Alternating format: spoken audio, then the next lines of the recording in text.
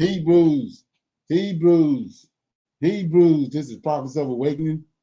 So I'm reading through the Tanak night, the 22nd of October 2025. We'll be reading out of the book of Deuteronomy, reading our 5 chapters, chapters 11 through 15. We're going to read them and break down the scriptures. You can go to our YouTube channel, The Prophets of Awakening. Check out our videos. We have over 1,000 or so videos that you can look at, examine, get the meat out, okay? These videos will lead you to the truth of the Holy Scriptures. And if you like what you're hearing and receiving, I'm asking you to like, share, and subscribe to the channel. It'd be greatly appreciated. Our hours of operation is on Tuesdays on our non-Messianic channel. We have our men's conversation. You can come in through YouTube. The women can. On Wednesday nights, we have our reading through Tanak. It's from 7 to 9 p.m. Central Time. Thursday nights, we have our Women's Advanced Bible Study. It's from 7 to 9 Central Time. That's every Thursday. And then on Friday nights, we have our Men Advanced Bible Study on Prophets of Awakening. Okay.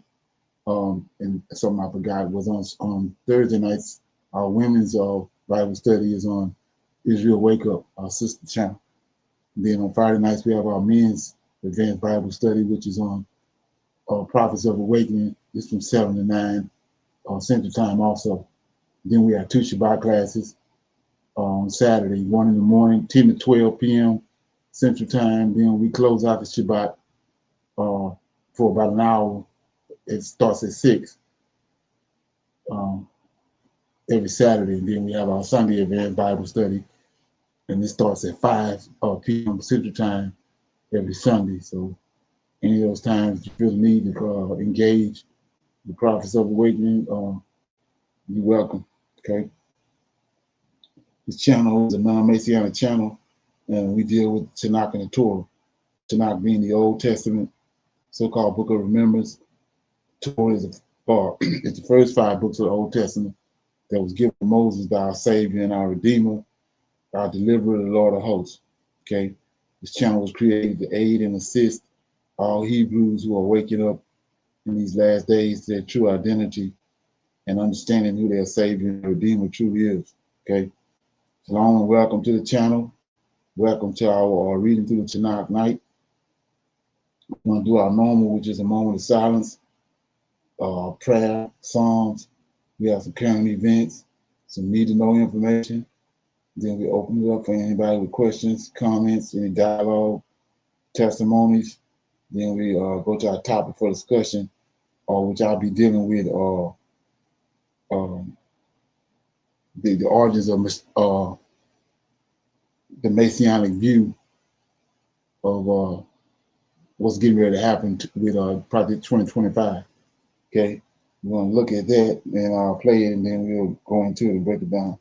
Okay, scripture reading is going to be, like I said earlier, out of Deuteronomy chapter. We'll be reading chapters 11 through 15.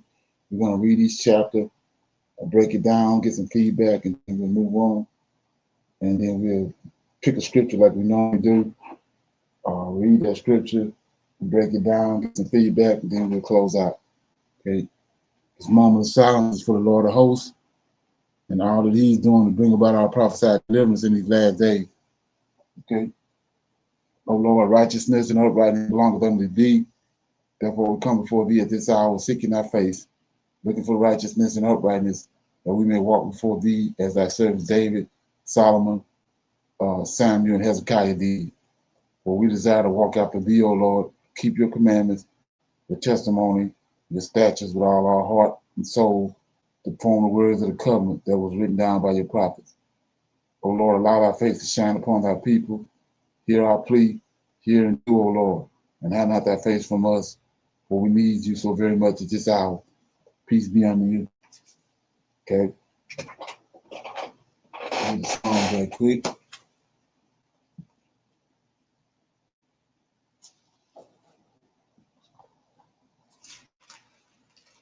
Okay, I'll read Psalms 4. It's the evening prayer of trusting God. Psalm of David.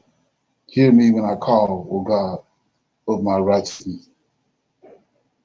Thou of thy righteousness, thou hast enlarged me when I was in distress. Have mercy upon me and hear my prayer. O ye sons of men, how long will ye turn my glory into shame? How long will ye love vanity and seek after leasing? Selah. But know that the Lord hath set apart him that he godly, or him that is godly for himself. For the Lord, excuse me, my eye. Okay? For the Lord will hear when I call upon him. Stand in awe and sin not. Commune with your own heart upon your bed and be still. Selah.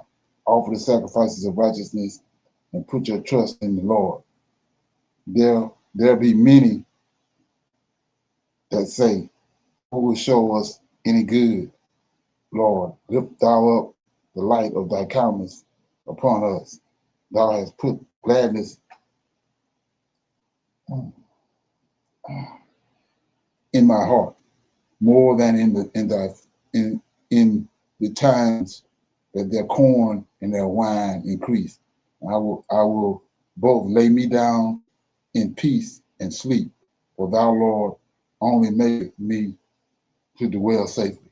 Okay, that was Psalms chapter 4. It's a song of David. It's an evening prayer for trusting God. Okay, with that being said, we're gonna go to our current events. We'll play it and then I'll get some feedback. Okay, here we go.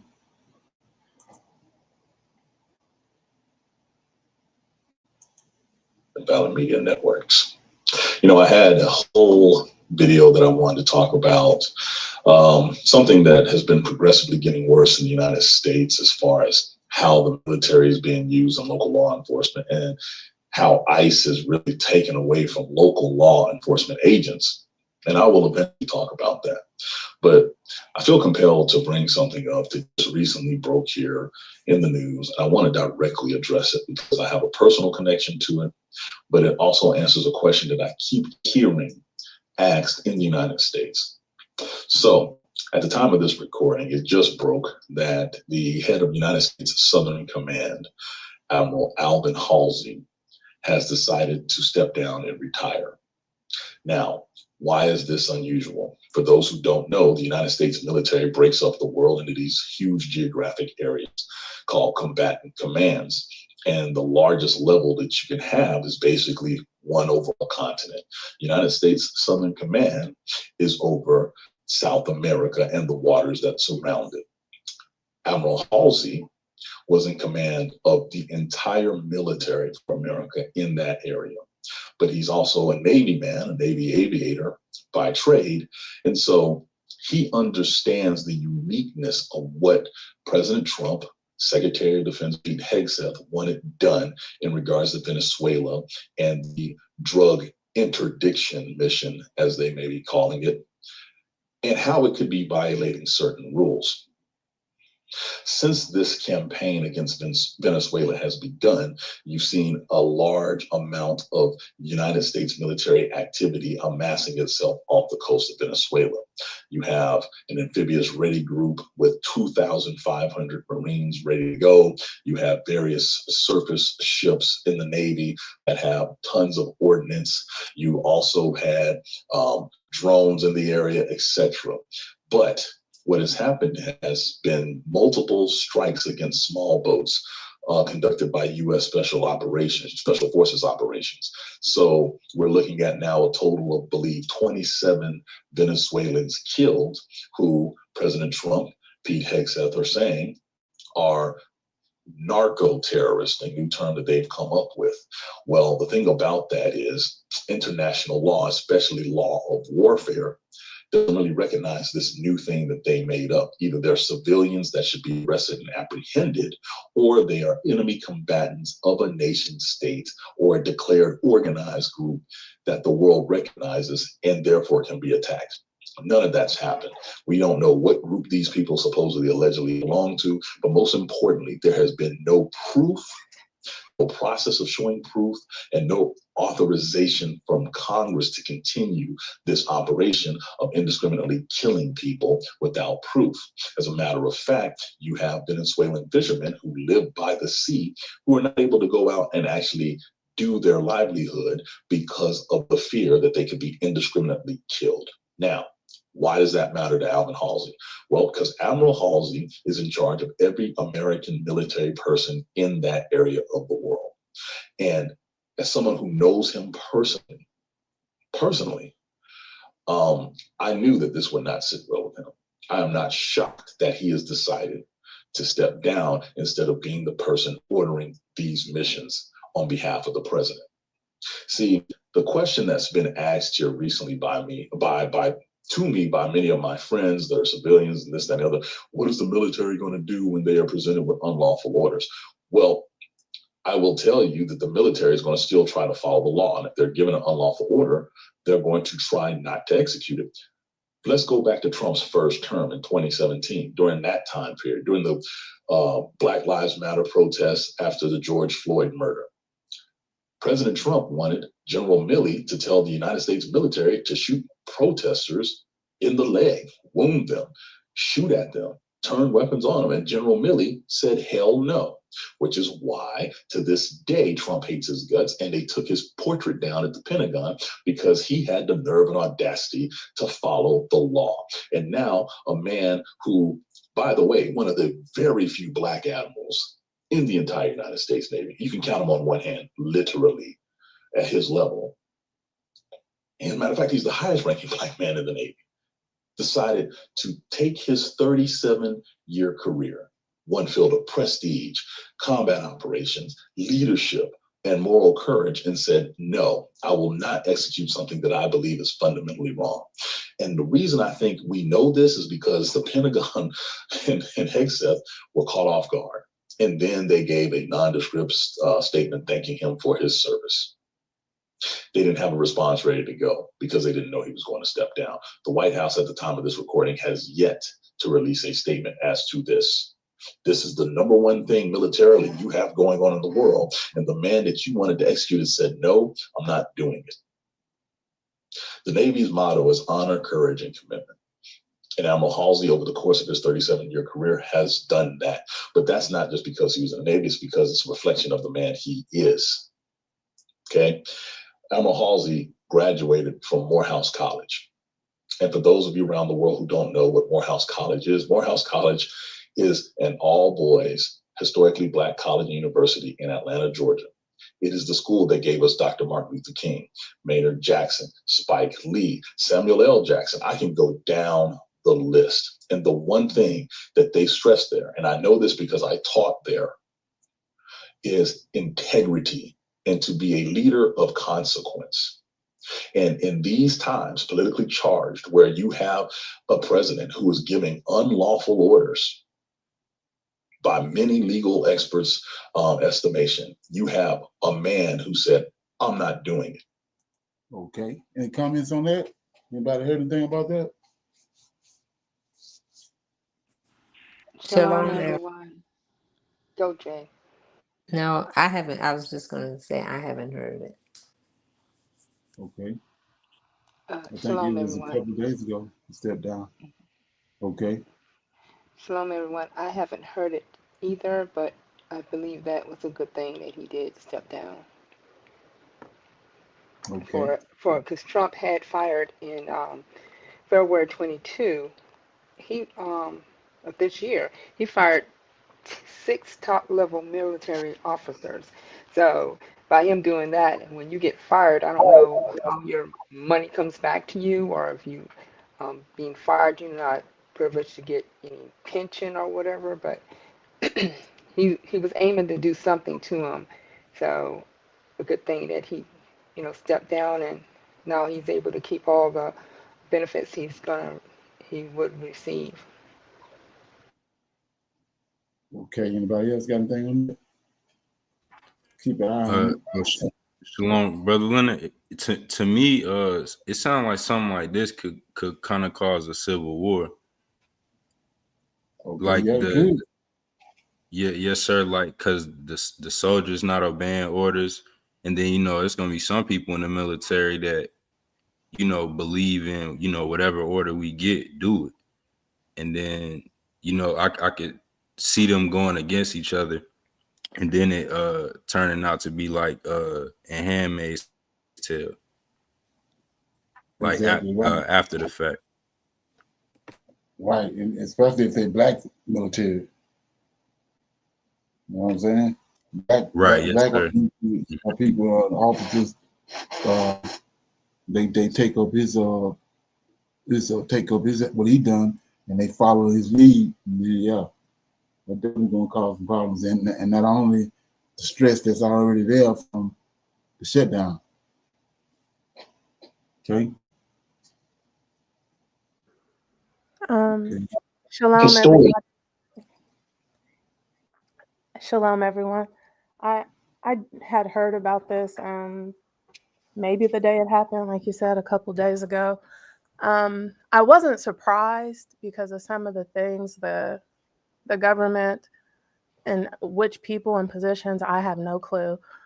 Some of the things they were doing while the president was doing a ceasefire deal, which is even that's kind of crazy. It's not the end of a war, it's a ceasefire, which is completely different to me. But in the midst of that, the government sent out some type of legislation talking about how they themselves, not everyone in the United States, can pick and choose who they do business with or who they hire, which basically gives them the right to discriminate, which is really crazy because that's I had made the comment when I couldn't come in on the line that they have basically legalized picking and choosing who they hire for whatever reason. And they can say, I don't like your religion. I don't like that you're black. I don't like that you're Asian. And just have white males that are Christian, evangelical, working with them. Um, and I feel like somebody that is that high up before he decided to resign and retire, that he had a lot of information that people not working for the government's not privy to, especially that high up. And I agree with Cheryl that I could see him just saying, it's just not worth it. I don't have any more to give. This is enough. I can retire and be okay. Mm-hmm. Yeah, exactly. See, and another thing about that too, you never know what his political ambitions are. You don't want to get his his position tainted and set up like they set up power. Okay. So with that being said, go to the next one. It has been told by others. A continent rich in gold, oil, cobalt, and diamonds, yet burdened with poverty. From the Niger Delta to the copper belts of Congo, the wealth beneath African soil has fueled the rise of Western empires. But today, a quiet revolution is roaring across the continent. This time, the story is different. From Abuja to Addis Ababa, from Kinshasa to Ouagadougou, African leaders are rising with one voice, saying, enough. Enough of extraction without development. Enough of contracts written in foreign capitals. Enough of being rich in resources, but poor in power. In 2025, Africa made a move that stunned the entire world, a decision to nationalize over $30 trillion in oil, gas, and minerals. And in that single moment, the world economy trembled. The shockwaves reached Wall Street. The panic spread to Paris and London. Investors called it the most significant economic realignment since World War II. For years, the West depended on Africa's resources to power their economies. Nigerian oil for energy, Congo's cobalt for electric cars, Ghana's gold for reserves, and South Africa's platinum for technology. But now, the rules have changed. New alliances are being forged with BRICS, with China, India, and Russia, where Africa is treated not as a source, but as a partner. Washington's corridors buzzed with emergency meetings. Global markets shook. The old colonial playbook was failing. For the first time in modern history, Africa holds the cards. And this time, the world is watching in fear, in awe, and in disbelief. This is not just about economics. This is about sovereignty, dignity, and the dawn of a new world order born in the heart of Africa. Africa's road to this moment began long ago, through centuries of colonization and exploitation. Western powers drew borders, took minerals, and left instability. But over the past 2 decades, something has changed. You see, Africa is no longer the sleeping giant the world once mocked. Today, it is the engine of tomorrow's global economy. By 2030, Africa will have the largest workforce on Earth, with 60% of the population under 25.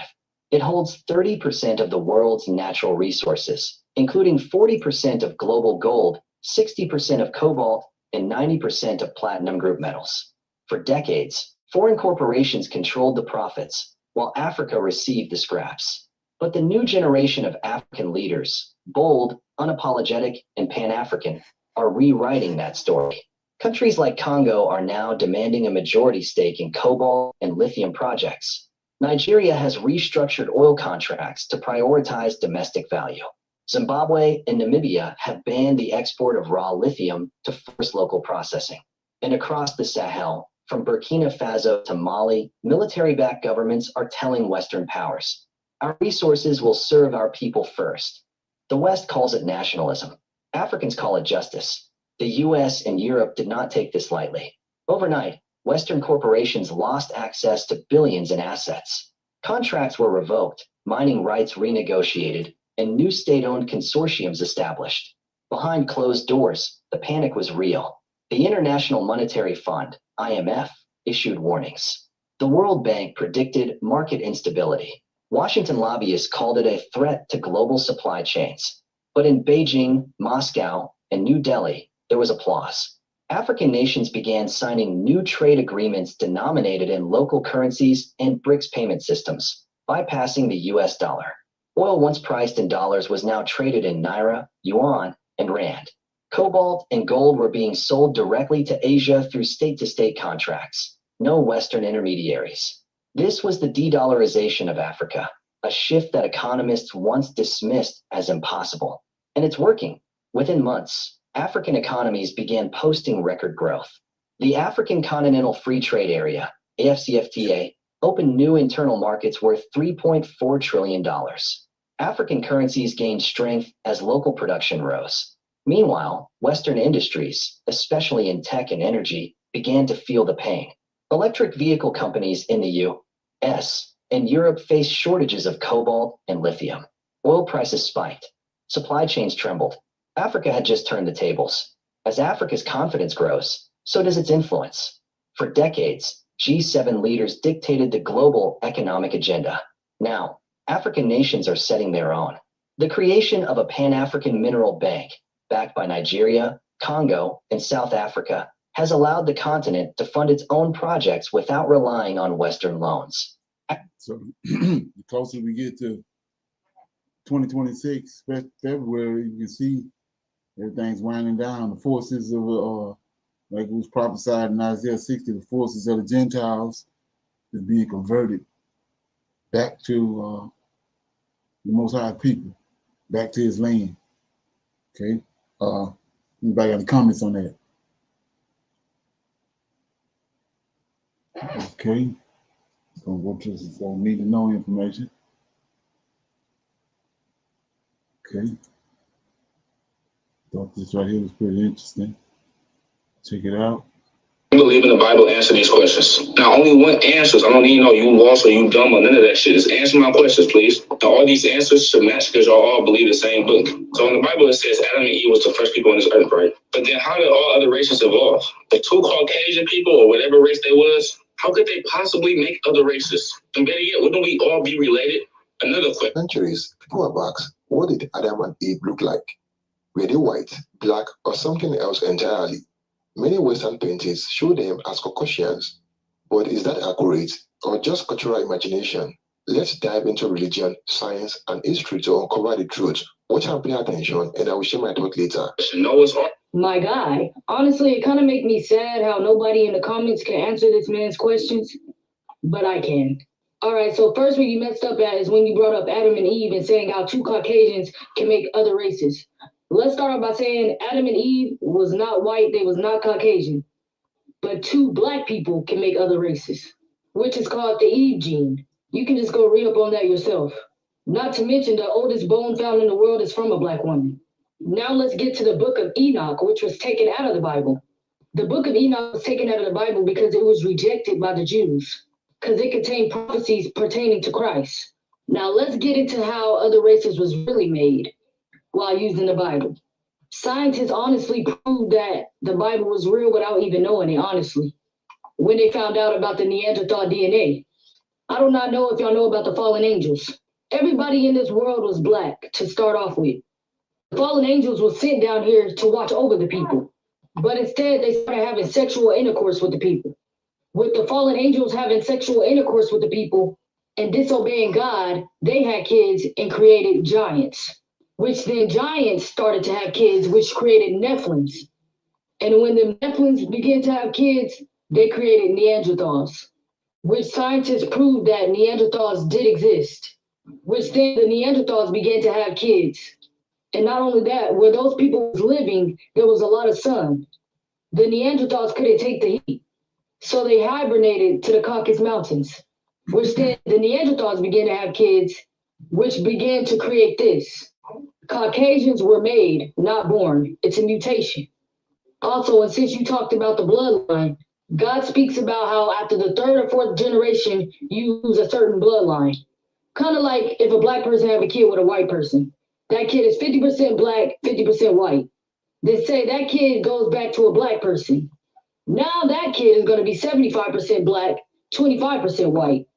Then after that kid goes back to a black person, that kid is still going to have an itty bitty piece of white DNA.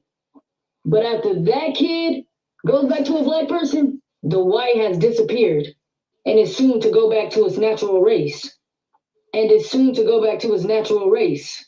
So sooner or later, that whole bloodline will be wiped out. So think about where that bloodline will be at after thousands of years has passed.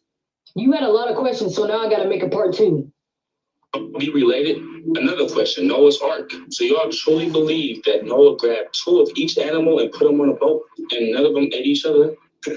Y'all call me a deceiver and an antichrist for not believing in something that obviously doesn't make sense. So I just want to know, how do we repopulate after Noah's Ark if God flooded the whole entire planet and only Noah and his family survived? Y'all saying that Noah's our ancestors? So you telling me this guy right here, including me, and this guy has the same ancestor and we're all related?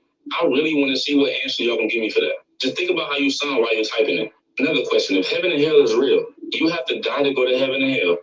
My guy, so you truly believe that if God could speak to Noah and his people to create the ark, that he couldn't spiritually speak to the animals to let them know not to eat each other?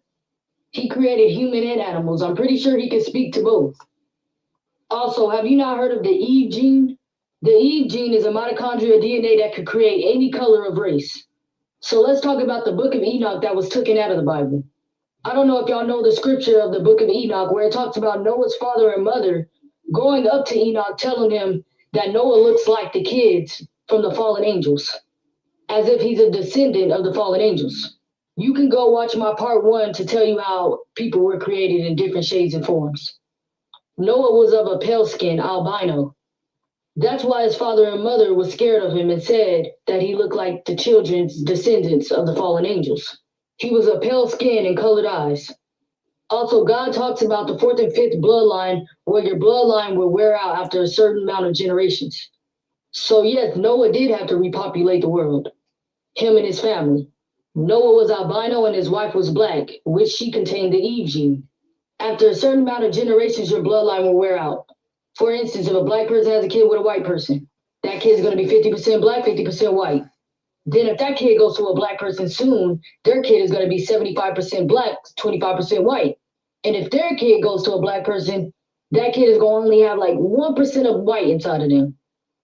Okay, and feedback on that? What you think? You know what she's talking about?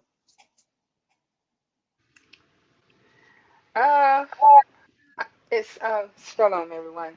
Well, when it was mentioned that the Lord of hosts took the melon out of the people. She didn't mention that. She just said that they went to the Caucasus Mountain. But I thought when he said, I'll put a nation that's going to rule over you, and he took the melon out of the people and sent them to the mountain. Was that correct? Or was she Right, saying, that's what he did to Cain. right? So, Right. how she gets them being fallen angels being of a Caucasian descent? Because she said that they went into the women and they became Nephilims and all, and then they went to the mountains. Well, what she said was that the DNA from the angelic DNA mixing with the human DNA, they had a problem with the sun. That's why they went to the Caucasus Mountains. But still, she got it. She don't have she got it discombobulated because of yeah. When the ain't not only did when curse means to be turned white. So somewhere during that process of those 200 angels, they were cursed. Just like Lucifer, Satan was cursed. We see he got cursed. Cain got cursed, and that's what nobody really have formulated in their mind what curse actually means. Curse actually means to be turned white, like she said. In the beginning, everybody was of color because of our God is cursing people like he did Miriam. That's how we started getting white folks on the earth, on the planet. So we're not under a curse, we're under a punishment, or there's two kind of curses. We're under judgment.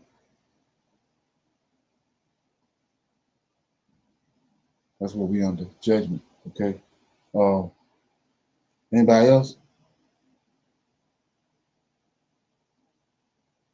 Okay. So with that being said, I'm gonna go to my need to know information. Okay. Let me see if I'm in the right place. No, I already did that. We'll open it up for some Q&A. Anybody have any questions, any comments, any dialogue on anything they came across or last night conversation? Anybody got anything?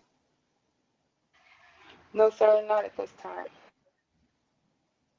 Okay, yeah. So yeah, but last night we had a class on the book of Gad, and it was revealing how the missing how much information is revealed in the book of Gad, and one of the reasons why they took it out. Okay, and the reason it was taken out was, like I said, it's dealing with David, who David was. Gad was, when you understand, it was that I know of is three prophets.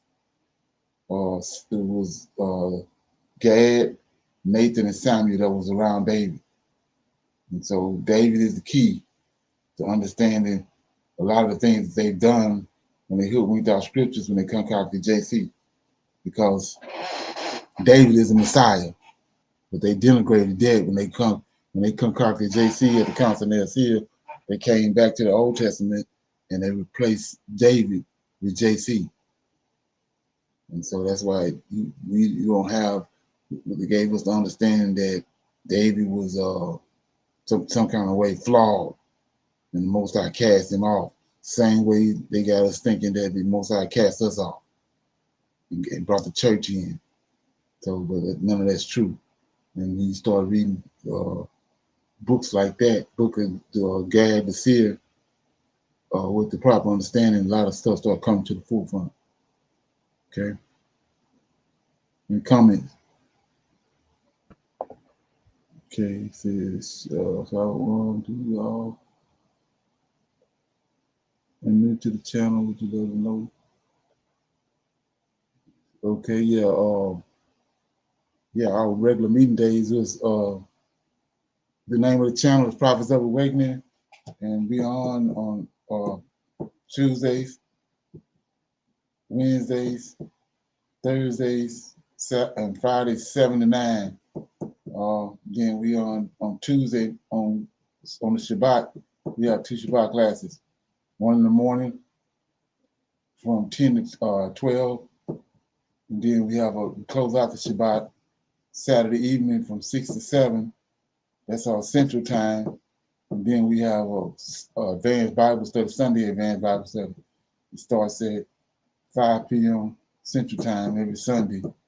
So if you want to engage in that, those are hours. And then you want to come in to the channel and participate on the channel. Is you have to call 337-802-0889,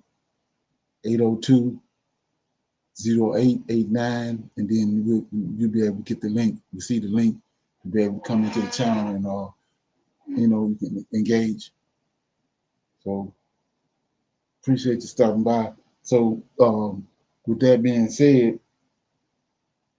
I'm gonna go to my topic for discussion, which is, like I said, I'm gonna play the videos pertaining to how Messianics and law is tied to Project 2025. We play how Masonic order came into existence, and how it's tied to Luciferian, and then how it's also tied to the end times, which is tied to Project 2025. We'll deal with that. Okay, here we go.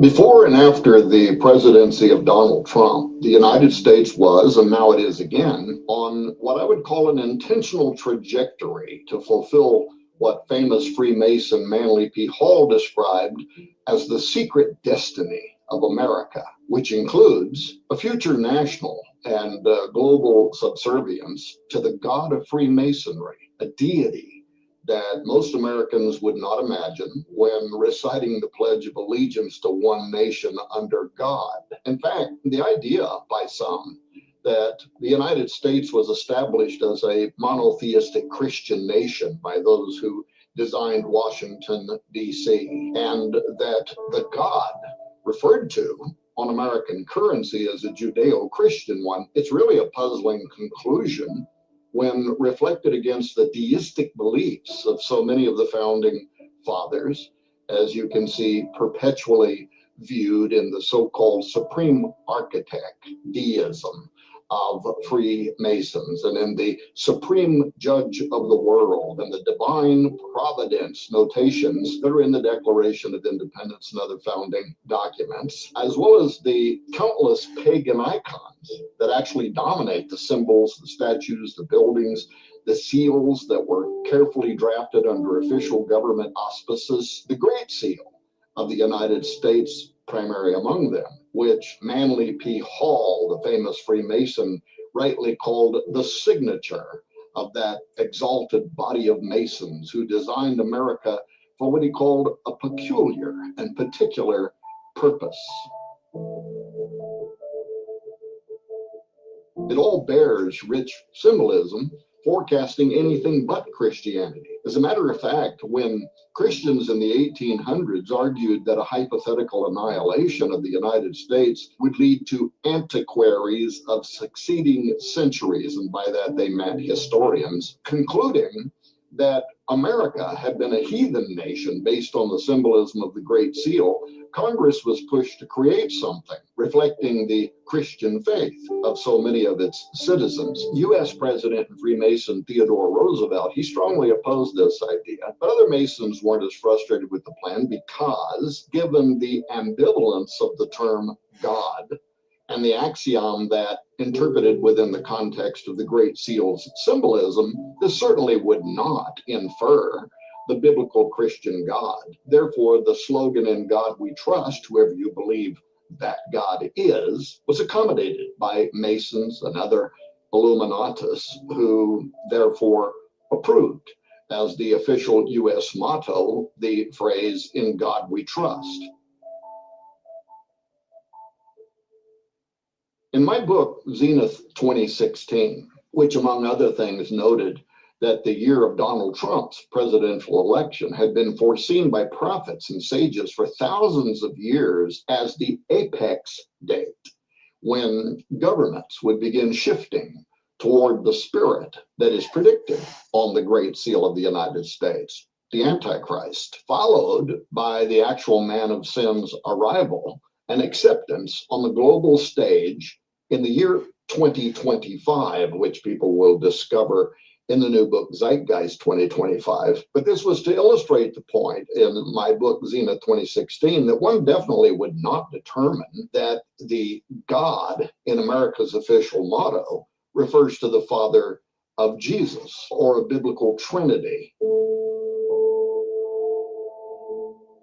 I wrote in that book, quote, imagine yourself as a space traveler who visits Earth in a fictional post-apocalyptic world. Digging through the rubble of the once thriving planet, you come across a copy of a US $1 bill with the two-sided Great Seal of the United States joined in the middle by the phrase, "In God we trust." Upon consideration, you ask yourself, what God did this refer to? And with no preconceptions, you allow the symbolism on the seal to speak for itself, from which you quickly determine that this had been a great culture who worshiped Egyptian and Greek deities, especially a particular solar one whose all-seeing eye glares from atop an unfinished Egyptian pyramid. Upon further investigation into the specific beliefs of the strange group whose members had influenced the Great Seal, you discover from their highest masters, including one illustrious Albert Pike, that the sun god they venerated so highly had been known to them at various times in history by the names Apollo, Osiris, and Nimrod, end quote. Now, I made that argument in Zenith 2016 because, unknown to most Americans, and certainly to the average Christian, the Great Seal's mottos and symbolism relate to both Osiris and Apollo specifically, and yet as one. Osiris is the dominant theme of the Egyptian symbols, his resurrection and return, while the mottos of the seal point directly to Apollo, and the eagle, a pagan emblem of Jupiter, to Apollo's father. For instance, the motto Annuit Coeptus, this is from Virgil's Aeneid, in which Ascanius, the son of Annius from conquered Troy, prays to Apollo's father, Jupiter or Zeus. Charles Thompson, the designer of the Great Seal's final version, condensed line 625 of Book 9, Virgil's Aeneid, which reads, Jupiter omnipotus, Audacibus annuet coeptus, which means all-powerful Jupiter favors the daring undertaking. He condensed that down to annuet coeptus. He approves our undertaking. Order begins during a time of chaos, when the earth and the oceans are tottering, a time like today. This is when the Son of Promise will suddenly arrive on earth. Apollo incarnate, a pagan savior, born of a new breed of men sent down from heaven when heroes and gods are blended together. This sounds really similar to what the Watchers did during the creation of Genesis 6 science, doesn't it? And why many believe that Antichrist also represents the return of the Nephilim. But to understand why such a fanciful prophecy about Apollo, son of Jupiter, returning to Earth should be important to you, in ancient literature, Jupiter was the Roman replacement of Yahweh. As the greatest of the gods, he was a counter Yahweh. His son Apollo is a replacement of Jesus, a counter Jesus. And this Apollo comes to rule the final New World Order when justice returns old Saturn's reign. Terrifying demonic god that seizes control of earth in the new order of the ages. This supernatural entity was known and feared in ancient times by different names: Apollo, Osiris, and even farther back as Nimrod, whom Masons considered to be the father of their institution.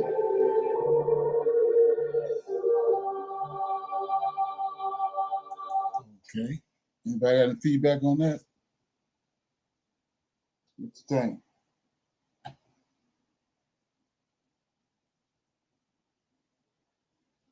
Okay, so yeah, So I'm sorry. okay. I was trying to open up the mic.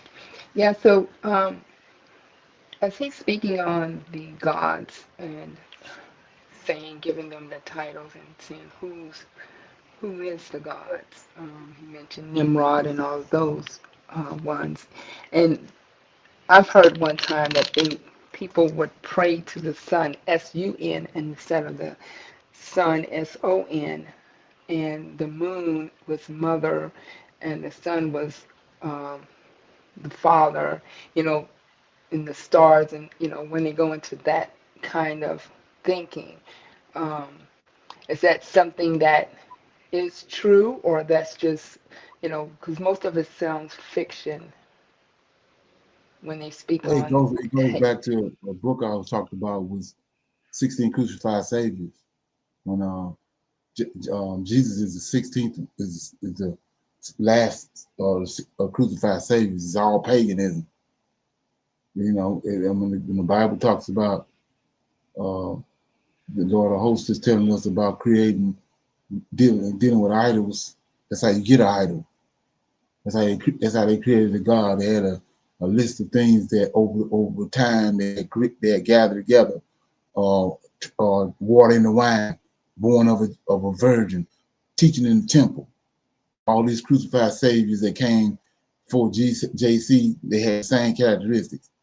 Horus taught in the temple in Egypt. Dionysus taught in the temple in Greece. And Mithras was the dying and rising savior right before JC. So that's what that is. And that's what Deuteronomy 32 is talking about when it says new gods, newly came up gods. Let me read that. I kind of talked about this last night a little bit, but yeah, here we go. So it says, warning us, you know, and prophesying to us as Hebrews what was coming. So let me read it right quick. It says in Deuteronomy 32, it says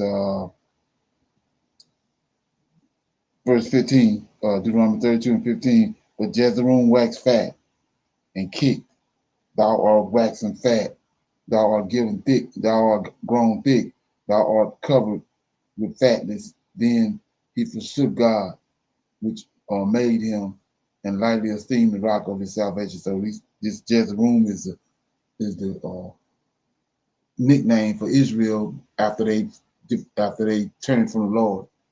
That's a defiled name, Jezreel.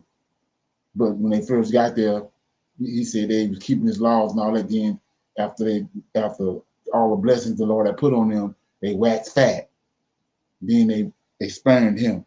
And then he tells them in verse 16, they provoked him, Israel, provoked him to jealousy with strange gods. With abominations provoked they him to anger. They sacrificed unto devils, not to God, to gods whom their fathers knew not, to new gods.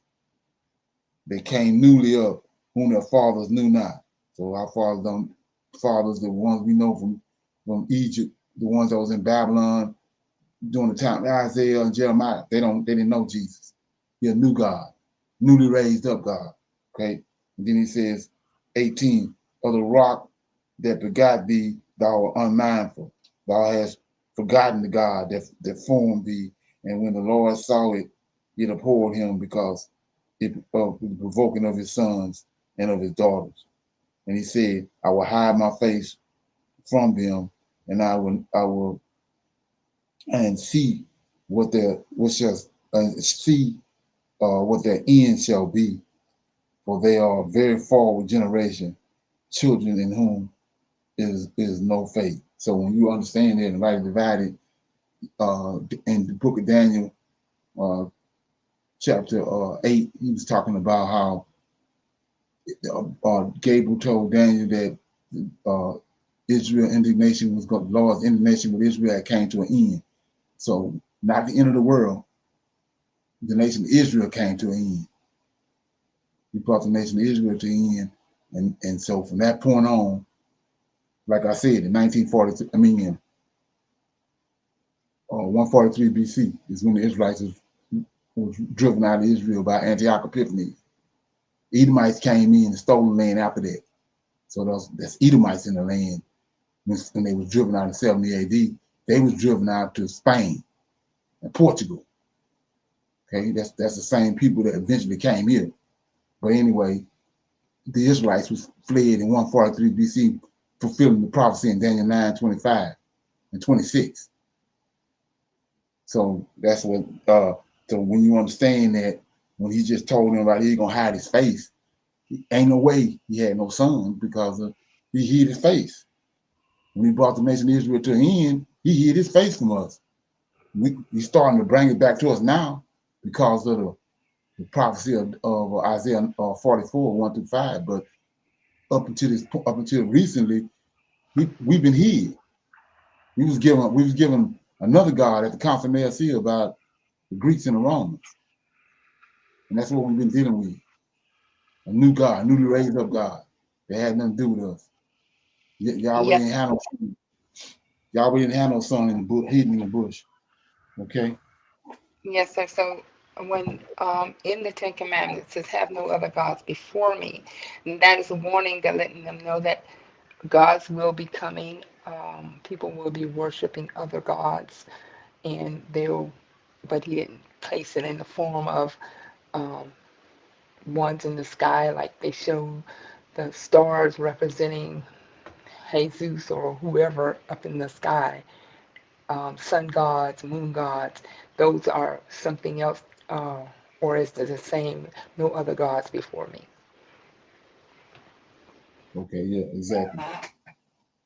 So with that being said, anybody else have anything on that? Shalom.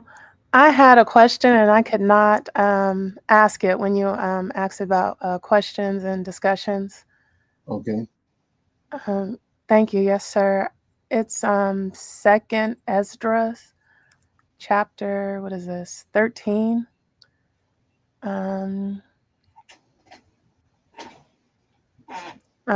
He's having another dream, and I'm going to start at, I can't see what verse I was at.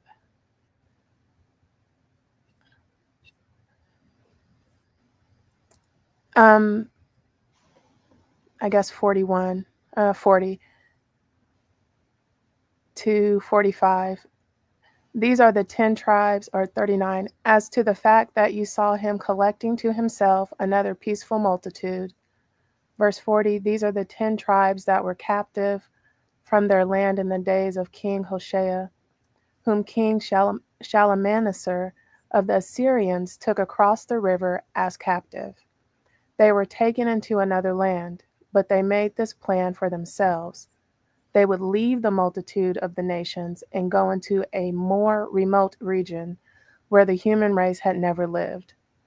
There they would be able to observe their customs, which they hadn't kept in their own region. They went in through the narrow passages of the Euphrates River. Then the Most High gave them signs and stopped the flow of the river until they passed. Verse 45, they made a long journey through that region for a year and a half, and that region is called Azareth. My question is, I know, Brother Leonard, you've talked about people leaving Africa and going to what we know as the Americas, and growing up in school, in my time anyway, we've learned that the way that people left the ancient world was from a small piece of ice and land that connected them, and then it disappeared. And someone was talking to me referring to this section here in Second Esdras, about that, in complementing what you've talked about people from the continent of Africa going over to the Americas before people from Europe and Spain and everything, that also people actually had walked over there, and Native Americans are native to the land because they came over from Africa. So my question is surrounding all this, is there any truth to that? Is the Americas what verse 45 is? The region called Azareth where no humans were at before? No, that's not the case. Azareth, when you go look at the map, Azareth is up at the top of Africa, on the backside of the Sahara Desert. That's where the 10 tribes went. And then, like I was saying, when you understand that the 13 different captivities that happened to the Israelites, they was in captivity under the Philistines, the Chaldeans, and under the Moabites. All these different nations had put them in captivity, so they was constantly fleeing Israel from imposing armies coming into Israel. So they were fleeing. So they had these already routes already where they went, where they would flee to whenever trouble came. So that's where Negro land is at today. And they came and got us on the ships, but and like I said, they called us Negroes, but they had messed the name up. Niger, we was on the Niger River, right? But they said by the time we got to America, it was nigger. But anyway, the 10 tribes went up to Asherah and they stayed there for a while. Then finally, they started trickling through the Sahara Desert.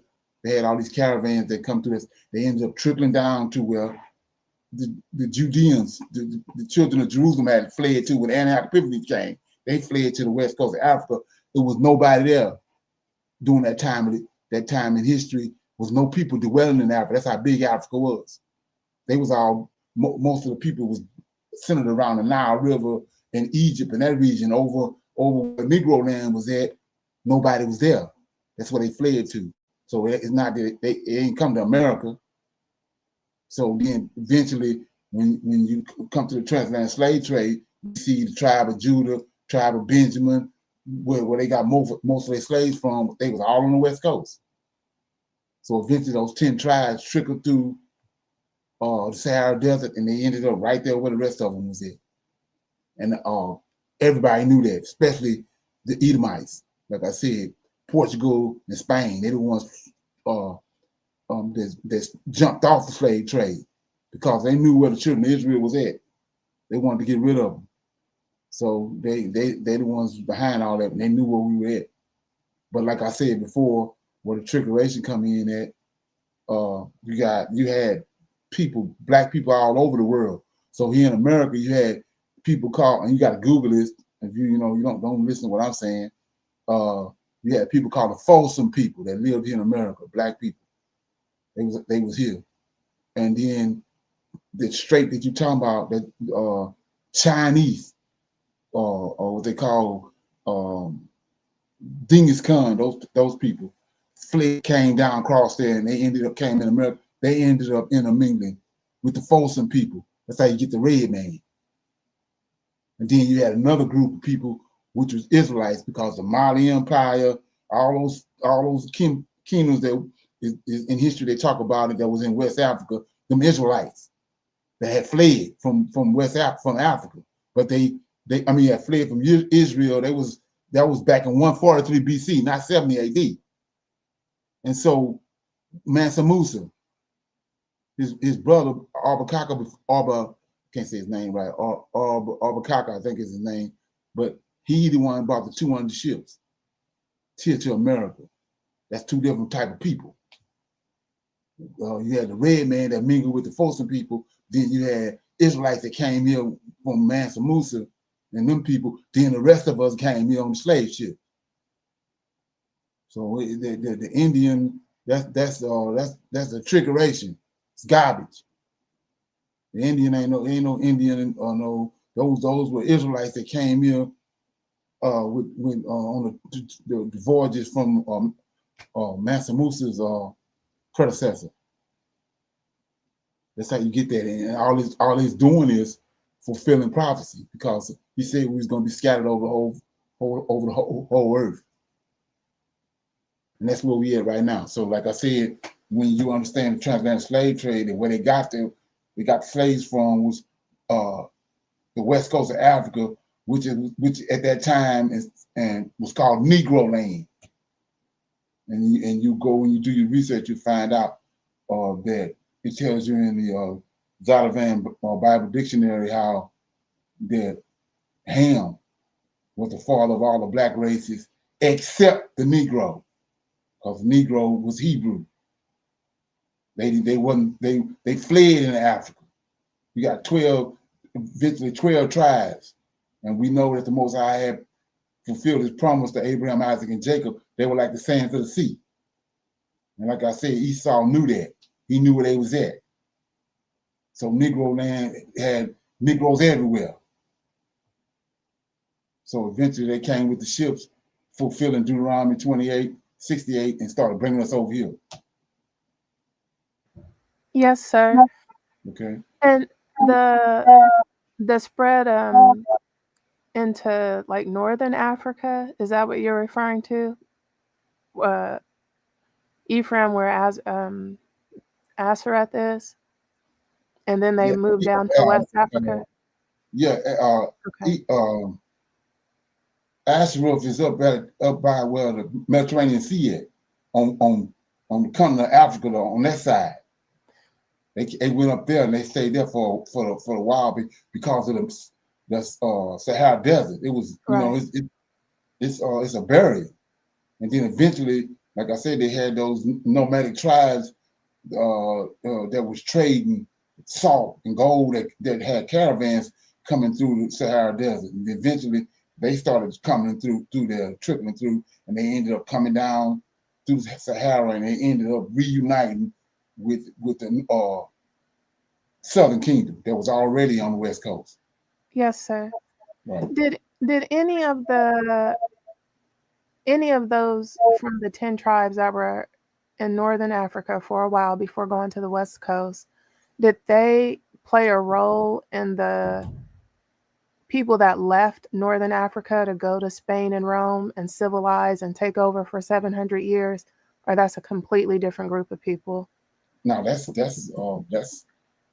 people that came from, we was reading the other day, we talked about it a little bit, but not only did he scatter Israelites, remember in the scriptures, he said that he did away with Egypt. Yes, sir. He did away with Egypt. So the Moors are the royalty from Egypt. Okay. And they ended up crossing over and went into Europe, and that's who colonized, gave the Europeans civilization, because they was backwater until the Moors showed up. So that's a different group of people. That was Ham descendants out of Egypt that went into Europe. And then last question pertaining to that, what is it? Tyre, Tyre, right. That helped with giving things to build the temple. Right. And basically the king stayed friends with David, and there was still even a great friendship when Solomon ruled. Do you know what happened to them? I mean, I know looking at the Bible, there's text that talks about even they had some type of judgment. But do you know what their role was during that time also? Well, like I was saying before, so many people don't understand how much they tamper with our Bible especially when they at the Council of Nicaea, once they concocted JC, and then they use typology to put him in the Old Testament. That's where a lot of our scriptures got.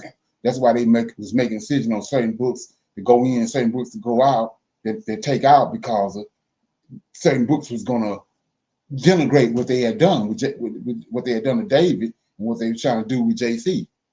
So they took certain books out, even the book of Enoch. They didn't want to deal with nothing that had to do with the fallen angels, because of the scriptures. When it comes to the JC, he came and died for everybody. So he I was talking to some guys earlier, but he had a problem with the Canaanite. Those 7 nations that was in the land of Canaan, they ain't got no redemption. That's why he wiped them out. So he ain't had no son hidden in the bush to die for the whole world. That's garbage. That's paganism.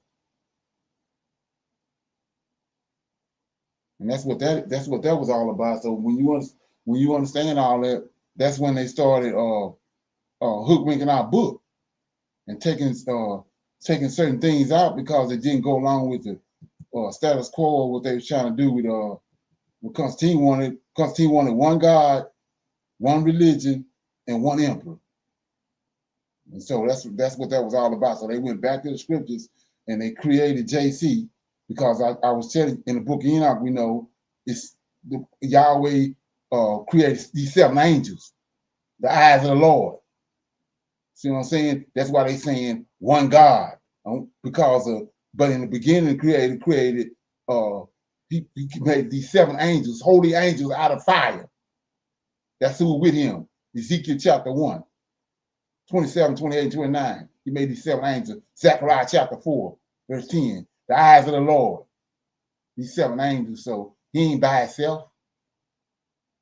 So that when they concocted all that is when they made this one God, and he got a son called JC, and denigrated what actually the truth was.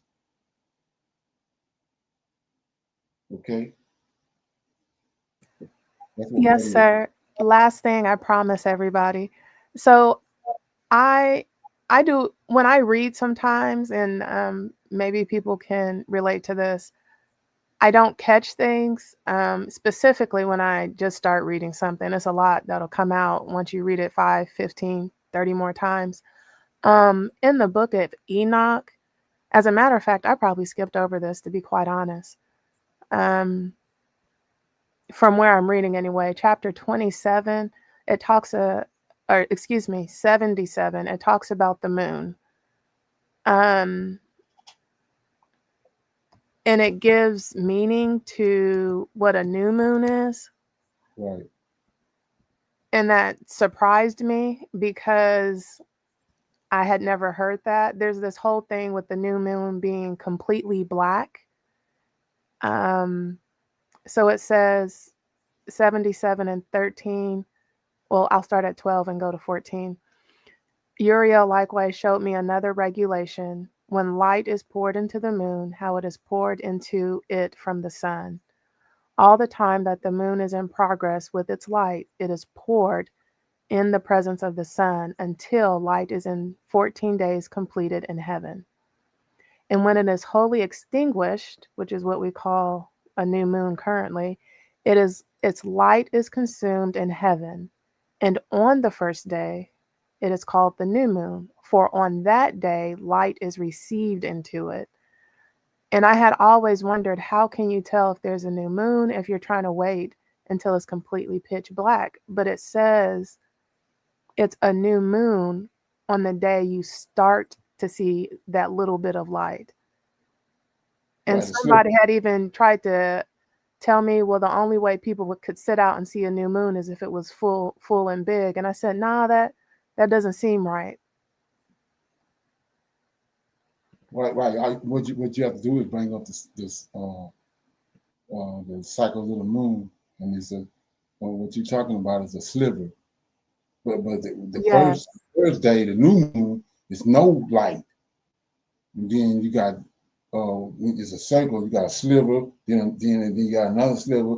That's all the way to half a moon. Then you keep on going. I think it's 30 slivers altogether because it's 30 days in a month. It's 12 months in a year, and it's 30. The Hebrew calendar, Enoch calendar, 30 days in each month, which come out to 360 days.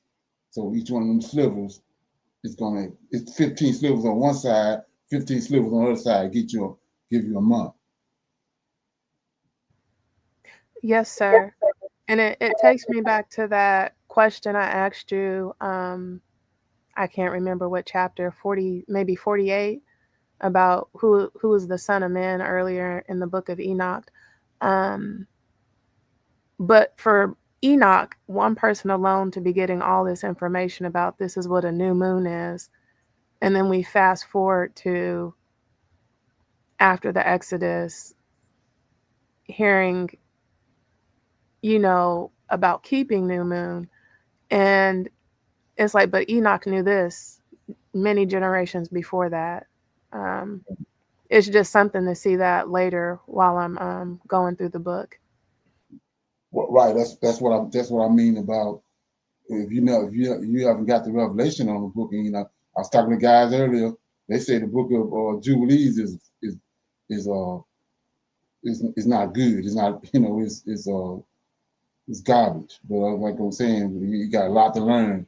But when you understand about the book of Enoch and who Enoch was, that's how they concoct. That's part of his character is how they concocted JC, because Enoch is the son of man. That's why they don't want the book of Enoch in there, because they got JC now. He done a son of man. But I read and over in different videos that we was making on Prophets of Awakening, that Michael came down and told Enoch, thou is the son of man. Let me read that. Okay. This is in the book of Enoch. Let me get it.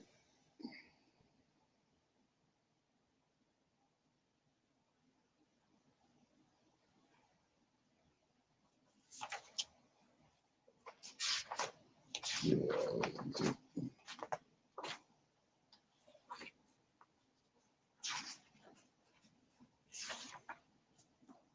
Okay. I want to go right to this one. Let's see.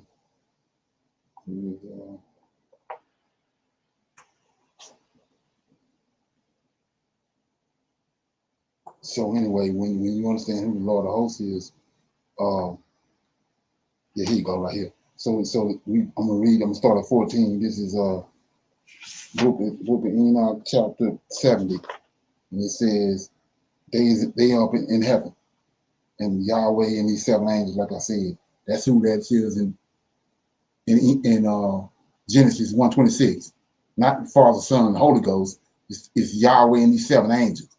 Let us make man in our image. Anyway, it says in 14, and Michael, Raphael, and Gabriel, and Phoenix, and the holy angels who are above heaven go in and out of their hearts. So these are seven angels. And they came forth from the house. And Michael, Gabriel, and Raphael, and Phoenix, and many holy angels without number. And with them the head of days, and his head white as pure as wool, and his raiment indescribable. And I fell on my face, and my whole body began to relax, and my spirit was transfigured.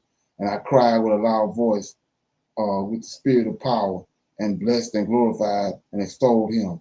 These blessings which went forth out of my mouth were all well pleasing before the head of days. And here you go, Lord of hosts, Yahweh. The head of days came with Michael, Gabriel, and Raphael, and Phoenix, and thousands of angels without number. Okay, it says, and the angel who talked with me, is Michael, came to me. This Enoch.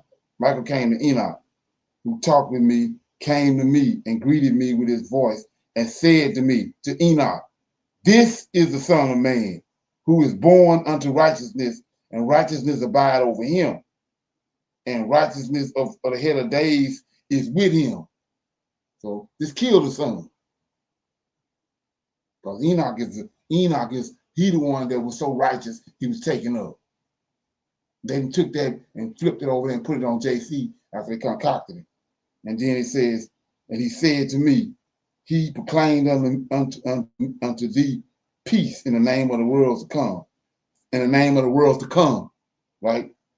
For from hence hath proceeded peace since the creation of the world, and so shall it be unto thee, unto Enoch, forever and forever, and all shall walk in his ways. They all walk in Enoch ways, since righteousness never forsaken him. With him will be their dwelling place, and with him their heritage, and there shall not be separated from him for ever and ever. So he got, he dyslexic or something if he got a son, and he got Michael telling Enoch all this. And this is why they don't want you to read this book. This is why I was taken out. Okay. So with that being said, We're gonna go start reading. Read our 5 chapters. We're in the book of Deuteronomy. We're gonna read chapters 11 through 15. Okay. You're gonna read chapter 11, Alicia? Yes, sir. Shalom. Okay. Deuteronomy chapter 11. Therefore, thou shalt love the Lord thy God and keep his charge and his statutes and his judgments and his commandments always. And know ye this day, for I speak not with your children which have not known and which have not seen the chastisement of the Lord your God, his greatness, his mighty hand, and his stretched out arm, and his miracles and his acts, which he did in the midst of Egypt, unto Pharaoh, the king of Egypt, and unto all his land. And what he did unto the army of Egypt, unto their horses, and to their chariots, how he made the water of the Red Sea to overflow them as they pursued after you, and how the Lord hath destroyed them unto this day. And what he did unto you in the wilderness until ye came into this place, and what he did unto Dathan and Abiram, the sons of Eliad, the son of Reuben, how the earth opened her mouth and swallowed them up, and their households and their tents, and all the substance that was in their possession in the midst of all Israel. But your eyes have seen all the great acts of the Lord which he did. Therefore keep ye all his commandments which I command you this day, that ye may be strong and go in and possess the land whither ye go to possess it, and that ye may prolong your days in the land which the Lord sware unto your fathers to give unto them and to their seed, a land that floweth with milk and honey. For the land whither thou goest in to possess it is not as the land of Egypt, from whence ye came out, where thou sowest thy seed and waterest it with thy foot as a garden of herbs. But the land whither ye go to possess it is a land of hills and valleys, and drinketh water of the rain of heaven, a land which the Lord thy God careth for. The eyes of the Lord thy God are always upon it, from the beginning of the year even unto the end of the year. And it shall come to pass, if ye shall hearken diligently unto my commandments, which I command you this day, to love the Lord your God, and to serve him with all your heart and with all your soul, that I will give you the rain of your land in its due season, the first rain and the latter rain, that thou mayest gather in thy corn and thy wine and thine oil. And I will send grass in thy fields for thy cattle, that thou mayest eat and be full.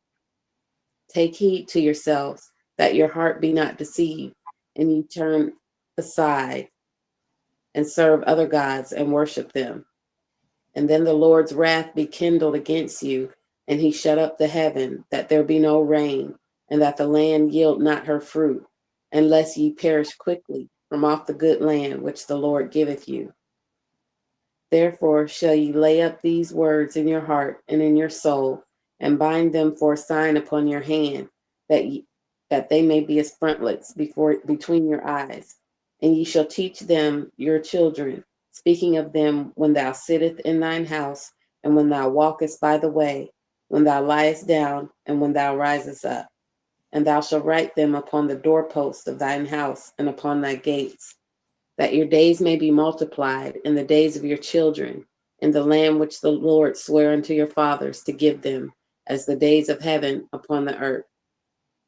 For if you diligently keep all these commandments which I command you, to do them, to love the Lord your God, to walk in all his ways, and to cleave unto him, then will the Lord drive out all these nations from before you, and ye shall possess greater nations and mightier than yourselves. Every place whereon the soles of your feet shall tread shall be yours, from the wilderness and Lebanon, from the river Euphrates, even unto the uttermost sea shall your coast be. There shall no man be able to stand before you, for the Lord your God shall lay the fear of you and the dread of you upon all the land that ye shall tread upon, as he has said unto you. Behold, I set before you this day a blessing and a curse. A blessing, if you obey the commandments of the Lord your God, which I command you this day, and a curse, if you will not obey the commandments of the Lord your God, but turn aside out of the way which I command you this day, to go after other gods which ye have not known. And it shall come to pass, when the Lord thy God hath brought thee in unto the land whither thou goest to possess it, that thou shalt put the blessing upon Mount Gerizim and the curse upon Mount Ebal. Are they not on the other side of Jordan, by the way where the sun goeth down, in the land of the Canaanites, which dwell in the Champaign, over against Gilgal, beside the plains of Morah? For I shall pass over Jordan to go in to possess the land which the Lord your God giveth you, and ye shall possess it and dwell therein. And ye shall observe to do all the statutes and judgments which I set before you this day. That was Deuteronomy chapter 11. Shalom. Okay, yeah. So with that being said, we can see how that um, this is how the Lord, when you understand who the Lord is, he came in and he caused the Israelites to wander. At first, they wandered through the wilderness, and then finally, we get to the point where he brought them into the land of Israel. But he first had to get rid of all the knuckleheads first. For 40 years they wandered, then he got rid of the knuckleheads. Now we at the point where he's getting ready to bring them into the land of Israel. Okay. You want to read chapter 12, Brittany? Yes, sir. Deuteronomy chapter 12. These are the statutes and judgments which ye shall observe to do in the land, which the Lord God of thy fathers giveth thee to possess it, all the days that ye live upon the earth. Ye shall utterly destroy all the places wherein the nations which ye shall possess served their gods, upon the high mountains and upon the hills, and under every green tree.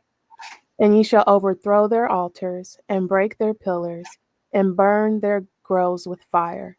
And ye shall hew down the graven images of their gods, and destroy the names of them out of that place. Ye shall not do so unto the Lord your God, but unto the place which the Lord your God shall choose out of all your tribes to put his name there, even unto his habitation shall ye seek, and thither thou shalt come, and thither ye shall bring your burnt offerings, and your sacrifices, and your tithes, and heave offerings of your hand, and your vows, and your free will offerings, and the firstlings of your herds and of your flocks. And there ye shall eat before the Lord your God, and ye shall rejoice in all that ye put your hand unto, ye and your households, wherein the Lord thy God has blessed thee.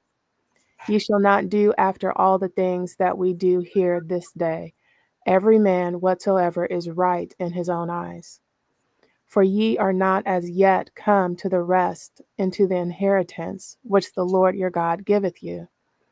But when ye go over Jordan, and dwell in the land which the Lord your God giveth you to inherit, and when he giveth you rest from all your enemies round about, so that ye dwell in safety, then there shall be a place which the Lord your God shall choose to cause his name to dwell there.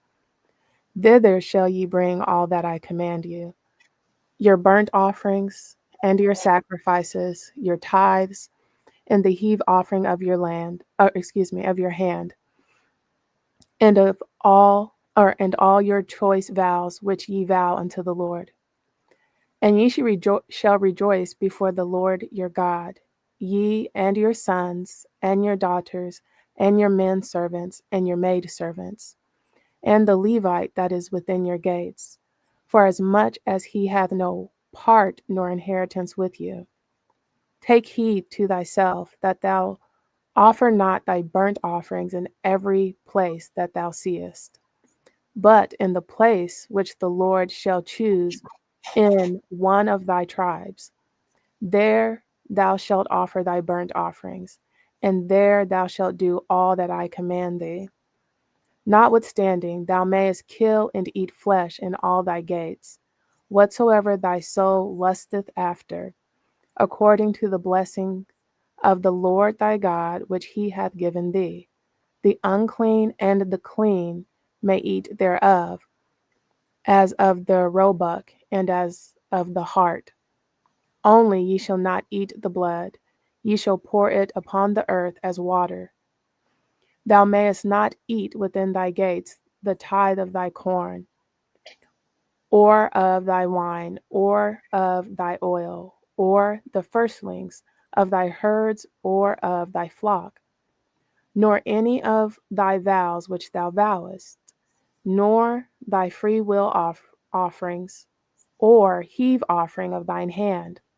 But thou must eat them before the Lord thy God in the place which the Lord thy God shall choose, thou and thy son and thy daughter and thy manservant and thy maidservant and the Levite that is within thy gates. And thou shalt rejoice before the Lord thy God in all that thou puttest thine hands unto. Take heed to thyself that thou forsake not the Levite as long as thou livest upon the earth.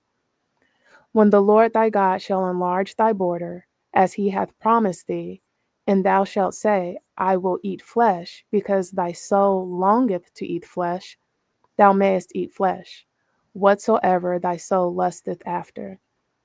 If the place which the Lord thy God hath chosen to put his name there be too far from thee, then thou shalt kill of thy herd and of thy flock, which the Lord hath given thee, as I have commanded thee, and thou shalt eat in thy gates whatsoever thy soul lusteth after.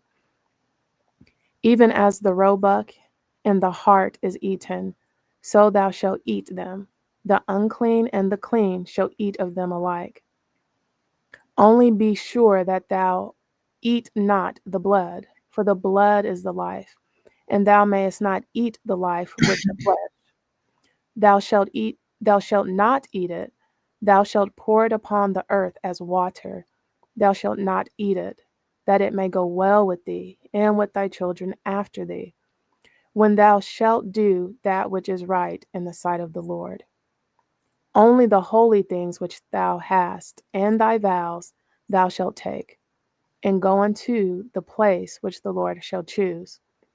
And thou shalt offer thy burnt offerings, the flesh and the blood, upon the altar of the Lord thy God, and the blood of thy sacrifices shall be poured out upon the altar of the Lord thy God, and thou shalt eat the flesh.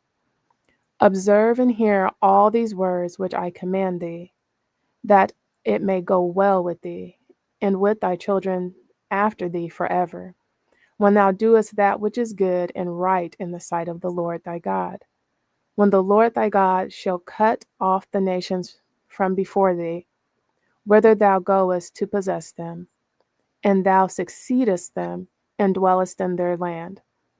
Take heed to thyself, that thou be not snared by following them, after that they be destroyed from before thee, and that thou inquire not after their gods, saying, how did these nations serve their gods? Even so will I do likewise. Thou shalt not do so unto the Lord thy God, for every abomination to the Lord, which he hateth, have they done unto their gods. For even their sons and their daughters they have burnt in the fire to their gods.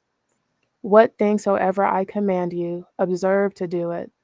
Thou shalt not add thereto, nor diminish from it. And that's chapter 12 of Deuteronomy.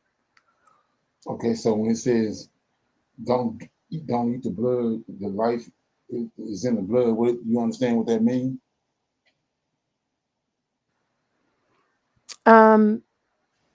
So my interpretation of it is, again, kind of something you've mentioned a lot, DNA. Then also there's germs and things from the unclean animals like pigs. They eat any and everything.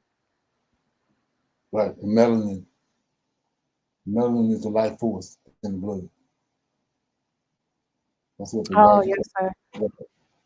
Like when you understand what melanin is, like I said, everybody don't have it. That's another example that he ain't got no son. Because of the melanin, when you understand what the melanin is, and you got to go do your research. Like I said, don't take my word for it, but we have a pineal gland in our forehead that makes melanin. And when you seeing that the prophets and all of them having dreams and visions, that's what the angels dealing with, pineal gland. And then like when a woman get pregnant, that melanin that's in her body goes down to where the fetus at. Once the fetus once that seed make it to a woman's fallopian tube and then start becoming a fetus, it's surrounded by that melanin. That's what causes to have all perfect eyes, feet, toes, and all that. And that's why, like I said before, all you gotta do is get you some popcorn and some juice, sit on the side of the road, and you're gonna see every car come by with a white person in it. It's a kid in the back. They ain't wrapped tight. It's called they lack melanin. Melanin is a life force. And like I say, some Negroes can't handle that. But like I say, when you go do the research and look at it, that's the force. That's what he did to Miriam. He took the melanin out. That's the gift that he gave us. We're not skin are dark. We see him doing it all over the scriptures. That's what he did to Cain. They want you to think that Cain he put some kind of plug in his ear or a tattoo on him. No, he took the melanin out of Cain and left Cain white. And he did the same thing with Miriam, but Moses was there. And Moses and Aaron petitioned for Miriam, so she only stayed leprous for 7 days, six days and a Shabbat. Then he turned the flesh back to her. Okay, but Cain, he took his melanin out and he ain't returned. The fallen angels, when they crossed up, when they left their first estate, came down. He took the melanin from them. That's where the paleness is coming from. He's cursing them. So humanity was of color. These people come from somewhere else. Most High creating them, but you got, like I said, you got Negroes want to make it good, make it all right. But it's a race of people on the earth that the Most High got a problem with. He cursed them. He cursed the serpent, turned him white, turned Cain white. He turned Elijah prophet, Elijah scribe, turned him white. He's doing it all over scriptures. Okay. And so, like I said, in 2025, that's basics. That's not even 101. That's basics. And if you don't know that, then you flopping around in the dust. Okay. Yeah. Anybody else got anything on that? Okay. Yeah. What you got? Just on chapter 12 that I read. Yeah. Verse 5 and 14 just makes me think about, and I'll read 5, but unto the place which the Lord your God shall choose out of all your tribes to put his name there, even unto his habitation shall ye seek, and thither thou shalt come. And I've never read, Deuteronomy is kind of like Book of Enoch. Sometimes I skip over things. I've never read this before, but even now there's talk about choosing a place out of a tribe, which we all know now is Judah. But yeah, that's just eye-opening to know even at this point, there was coming forth information about, I'm going to pick a place within a tribe where everybody will go. And that continued. We see that throughout the text in the Bible, that everybody continued. Even when Ephraim took the northern kingdom, everybody continued to do everything back where the Lord our God, the mighty one, put his name at. Right. So you understand what verse 5 is saying? Let me go back to verse 5. So it is talking about not doing what was talked about above. Like you're not going to be building pillars, altars, groves, and doing what the other nations that I'm taking out of the land is doing. But you will only come to my house where I put my name in Zion. Right, that's the tabernacle in the wilderness that he's talking about. Wherever he set that up at. That's what he says. But unto the place which the Lord your God shall choose out of all your tribes to put his name. That was the Levites, the one doing that. Levites in the tabernacle. Even unto the habitation shall ye see, and thither there shall y'all come. So what are you talking about? When they have to go to the door. Remember what Hannah did? They got to go to the door of the temple, or the tabernacle. So wherever he set it up at, they got to come there. That's what he's talking about. Okay. And then eventually Solomon built the temple. That's the place where he dwells at, in the temple, over the mercy seat. And that's where the high the feast days and all that they had, the high holy days that David constantly talking about. His soul longed for the high holy days to come into the temple. But before that, we know they had the tabernacle in the wilderness, and they had they was reassemble it, and pitch it, and then go places. So wherever they set that up at, that's where the most Lord host is at, and that's where they got to come to. Okay. Hey Jay, you want to read chapter 13?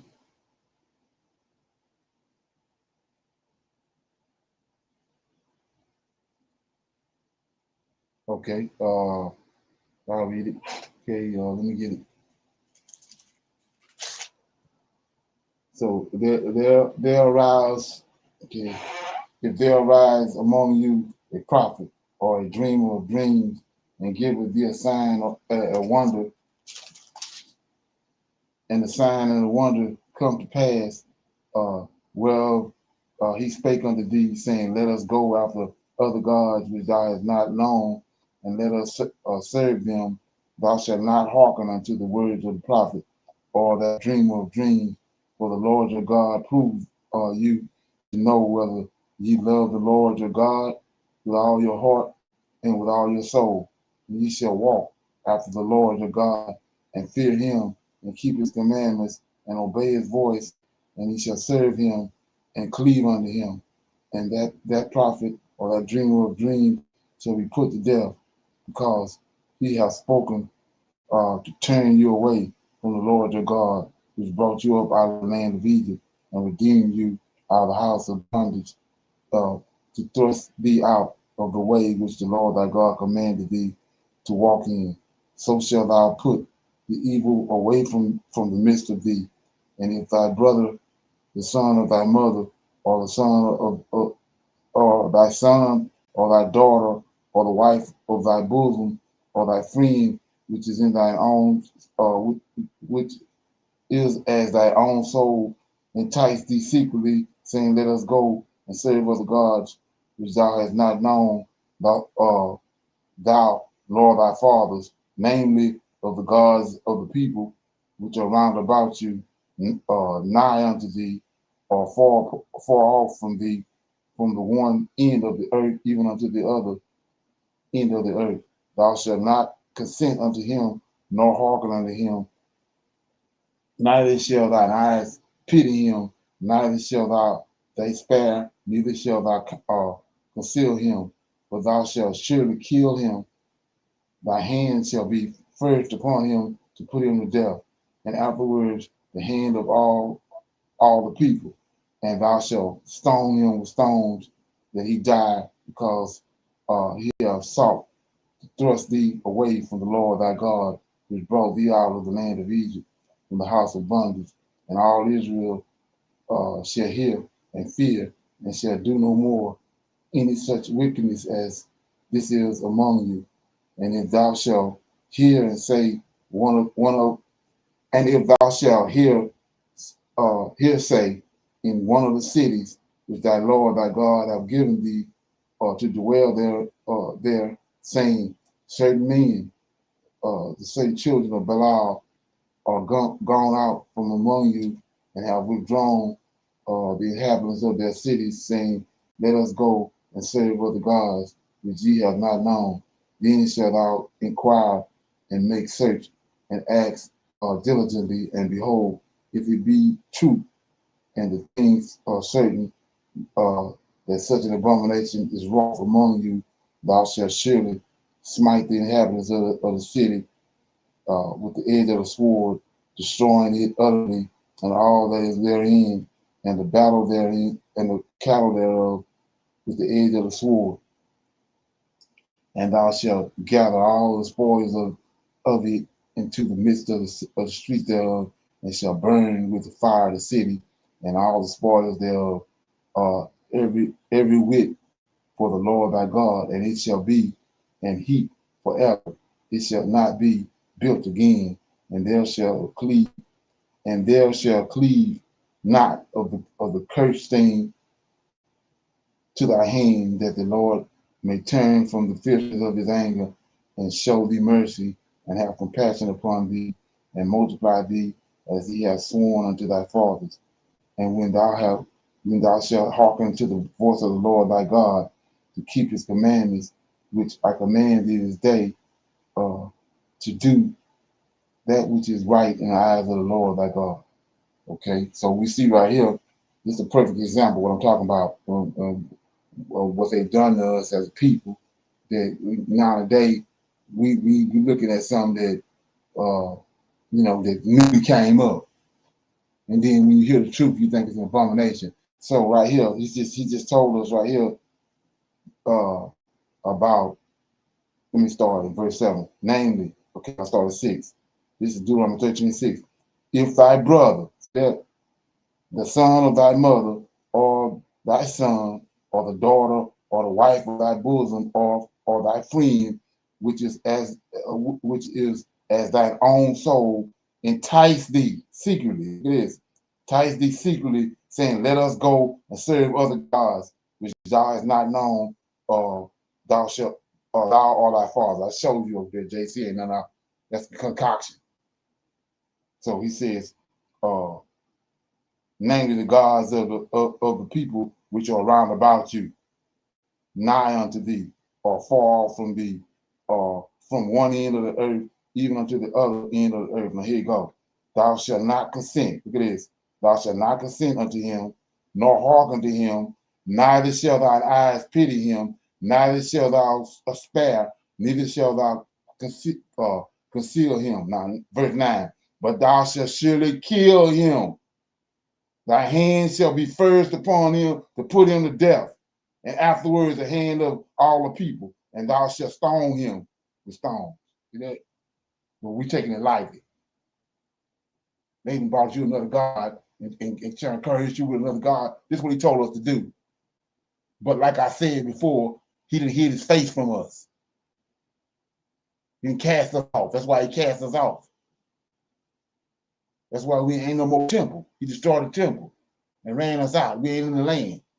When we go back, this got to come back in effect, because we'll be doing 20 and 30 life sentences.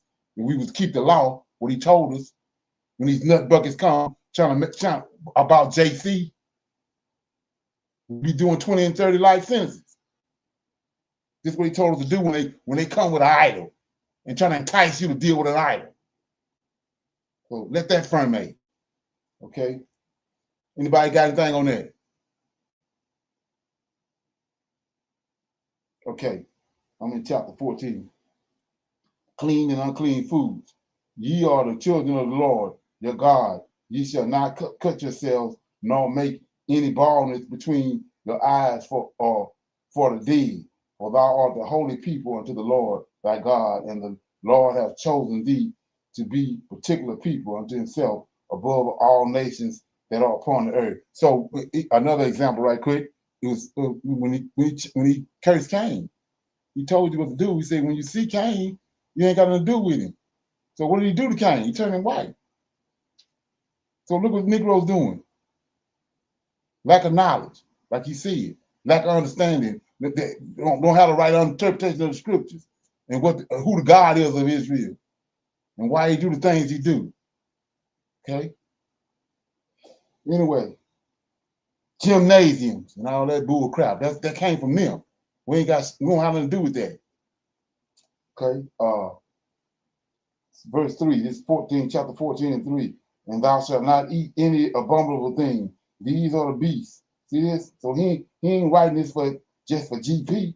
He says, these are the beasts which ye shall eat: the ox, the sheep, the goat, the hart, the roebuck, the fallow deer, and the wild goat, and the pagan, I can say that word, and the wild ox, and the charmers, and every beast that thou parteth the hoof, and cleaveth the cliff unto his claws, and cheweth the cud among the beasts, ye shall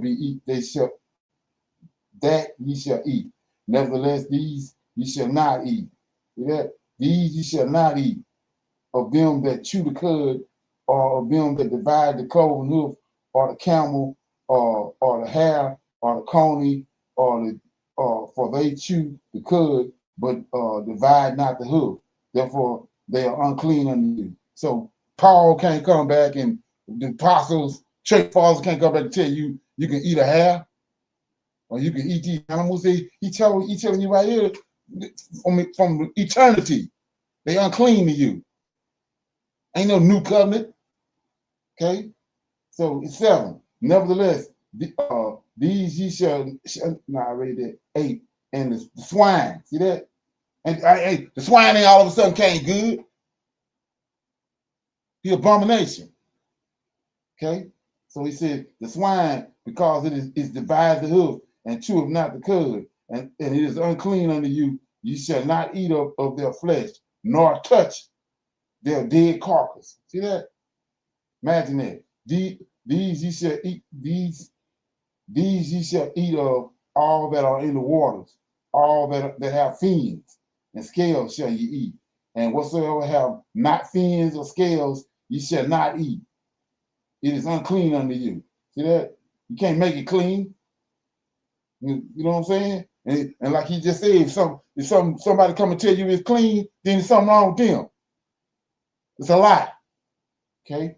So of all the clean birds ye shall eat, but these are the they of which ye shall not eat: the eagle, the ostrich, the osprey, the glady, and the kite, and the vulture after his kind, and every raven after his kind, and the owl, and the nighthawk, and the cockatoo, and the hawk after his kind, the little owl, the great owl, the swan, and the pelican, and the gier eagle, and the cormorant, and the stork, and the heron after her kind, and the lapwing, and the bat, and every creeping thing that flieth in it is unclean unto you. They shall not be eaten. But of all clean fowls ye may eat. Ye shall not eat of anything that dieth of itself. Thou shalt give it unto a stranger that is in thy gates, that he may eat it, or thou mayest sell it unto an alien, for thou art a holy people unto the Lord thy God. Thou shalt not seeth a kid in his mother's milk, and thou shalt truly tithe all the increase of the seed that the field bringeth forth year by year, and thou shalt eat before the Lord thy God in the place which thou shalt choose, the place of his name there, and the tithe of his corn, and of the wine, and of thy oil, and of the firsting of thy herd, and of thy flock, and thou mayest learn to fear the Lord thy God always. And if the way be too long for thee, so that thou mayest not be able to carry it, or if the place be too far for thee, which the Lord thy God shall choose to set his name there, when the Lord thy God hath blessed thee, then shalt thou turn it into money, bind up the money in thy hand, and shall go unto the place which the Lord thy God shall choose, and thou shalt bestow that money for whatsoever thy soul lusteth after, for oxen, or for sheep, or for wine, or for strong drink, or for whatsoever thy soul desireth, and thou shalt eat thereof before the Lord thy God, and thou shalt rejoice, thou and thy household. And the Levite that is within thy gates, thou shalt not forsake him, for he have no part, no inheritance with thee. At the end of the 3 years, thou shalt bring forth all the tithe of thine increase the same year, and shall lay it up within thy gates. And the Levite, because he have no part nor inheritance with thee, and the stranger, and the fatherless, and the widow, which are within thy gates, shall come and shall eat, and all be satisfied, that the Lord thy God may bless thee in all the work of thine hand which thou doest. So I will have this conversation right here too. So I want to shine a light on this. So right here, when you understand what happened to the Levite, you had 12 tribes of Israel, and the Creator, the Lord of hosts, came and he took the Levites from among the 12 tribes to himself. Like I said, that's the suffering servant. That's in Isaiah 53. When you go to Numbers chapter 18, let me read it real quick. Got some new people on here. So we got you go to Numbers right quick. Read it. 18. And you see right here, Numbers 18, verse 1. And the Lord said unto Aaron, thou and thy sons and thy father's house with thee shall bear the iniquity of the sanctuary, and thou and thy sons with thee shall bear the iniquity of the priesthood, and thy brethren also of the Levites, of the tribe of Levi, and the tribe of thy father, bring thou with thee, that they may be joined unto thee, and minister unto thee, but thou and thy sons with thee shall minister before the tabernacle with thee. So this who bear the sins of Israel, the Levites. That's why everything involved in the temple, they got to come bring it to the door of the temple, the Levites and the priesthood. They the ones bearing the iniquity along with the Lord of hosts. Not no son. Okay? Well, that's what that is, what he's talking about over here. The reason he mentioned them, like I was saying before, and we got to understand that. He says, let me read it. Okay, he said if you can't do your sacrifices wherever he had a temple, wherever the temple is at, or it's too far for you to go. He says in verse 25, then thou shalt turn it into money, bind up the money in thy hand, and shall go unto the place which the Lord thy God shall choose, and thou shalt bestow that money for whatever thy soul lusteth after, right? For oxen, for sheep. That's what the tithe is. The tithe ain't money. It's these clean animals and the stuff they use in the temple. For oxen, sheep, for wine, and for strong drink, or for whatever thy soul desire. And thou shalt eat there before the Lord thy God, and thou shalt rejoice, thou and thy household. So this a man, he got a household. He didn't have access to the temple. He took the money and went and bought this stuff right here.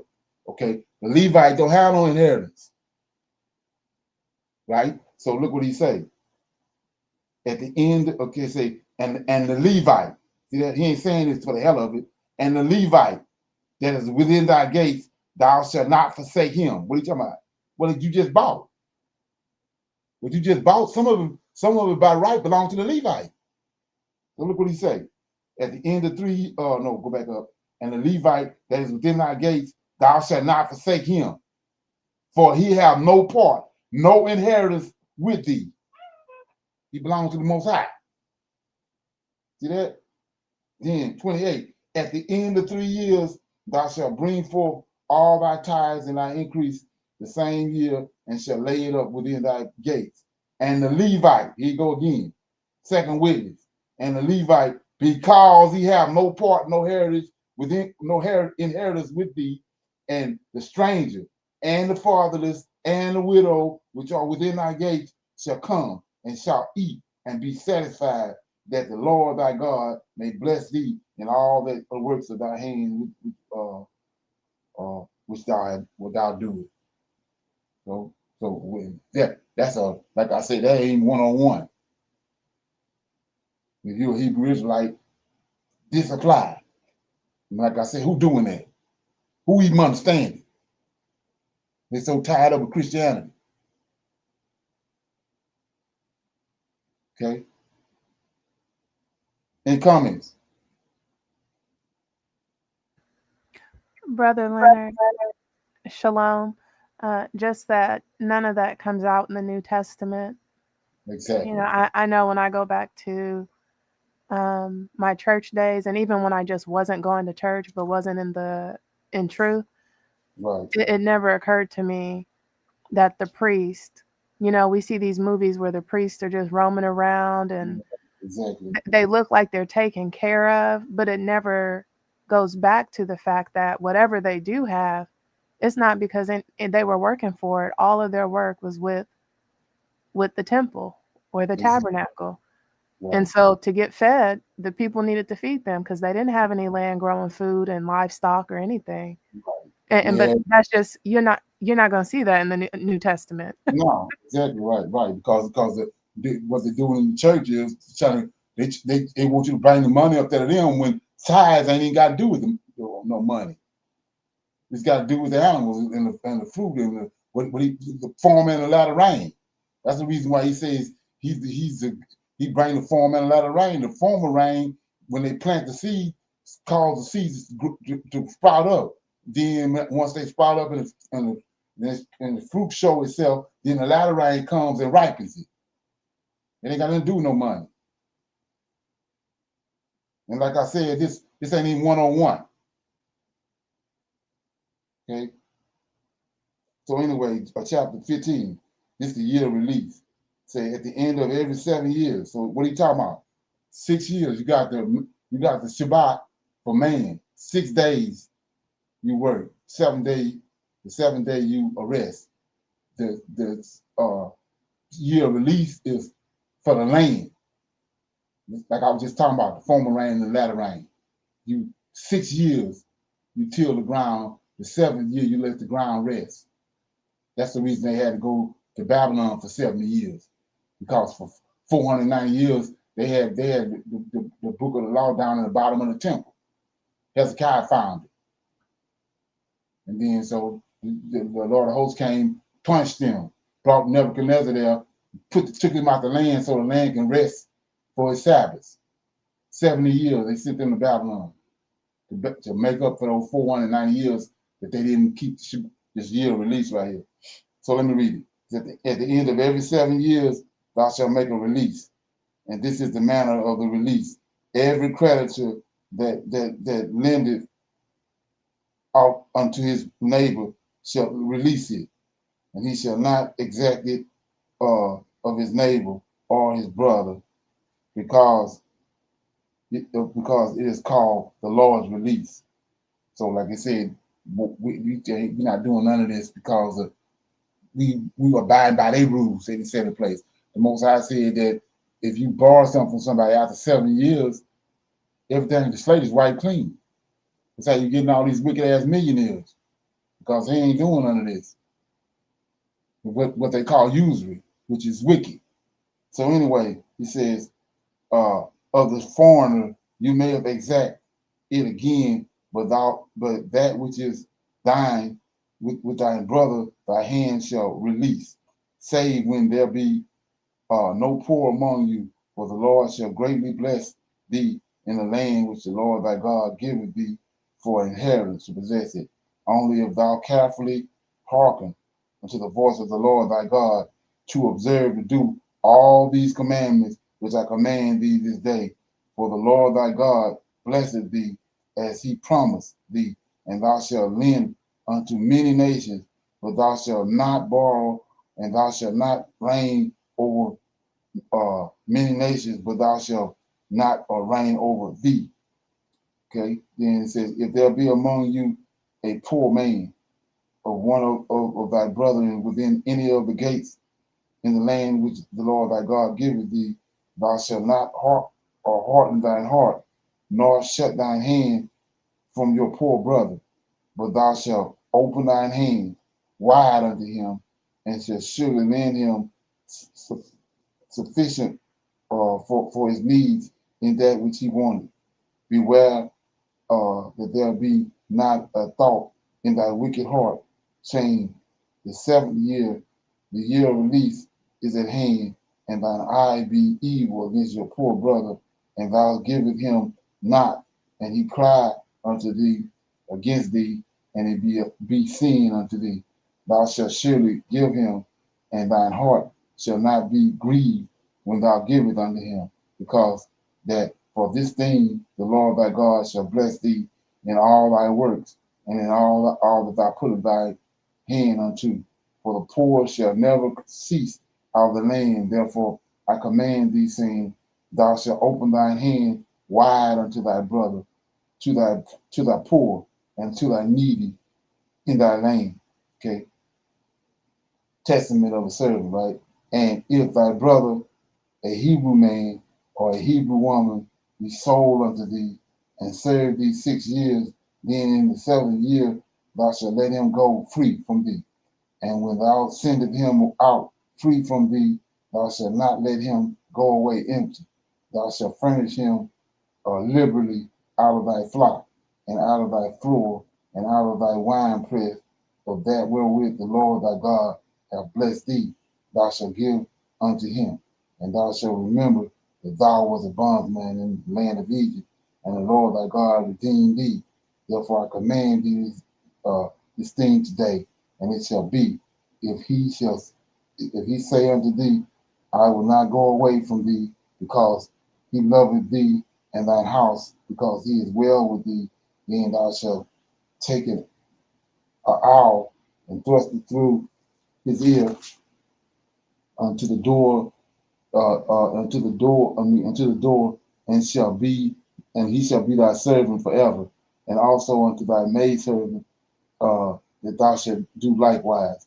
And it shall not seem hard unto thee when thou sendest him away free from thee, for he hath been worth a double hire servant to thee, and serving thee 6 years, and the Lord thy God shall bless thee in all that thou doest.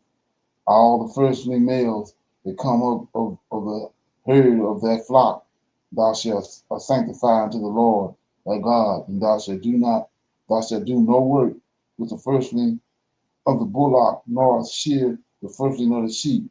Thou shalt eat it before the Lord thy God year by year in the place where the Lord shall choose thou and thy household. And if there be any blemish therein, as if it be lame or blind, or have any ill blemish, thou shalt not sacrifice it unto the Lord thy God. Thou shalt eat it within thy gates. The unclean and the clean person shall eat it alike, as the roebuck and as the hart. Only thou shalt not eat the blood thereof, thou shalt pour it out upon the ground as water. So that was Deuteronomy chapter 15. Anybody got any comments on that? Question or comment? Okay. So with that being said, let me see what we got right here. Okay. So we're gonna pick a scripture and we're gonna read that scripture and then break it down. Somebody got a scripture they want to shine light on?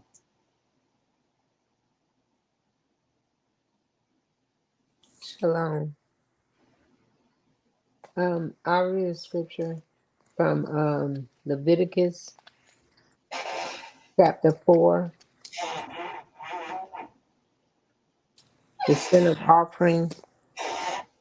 And the Lord spoke unto Moses, saying, speak unto the children of Israel, saying, if a soul shall sin through ignorance against any of the commandments of the Lord concerning things which ought not to be done, and shall do against any of them,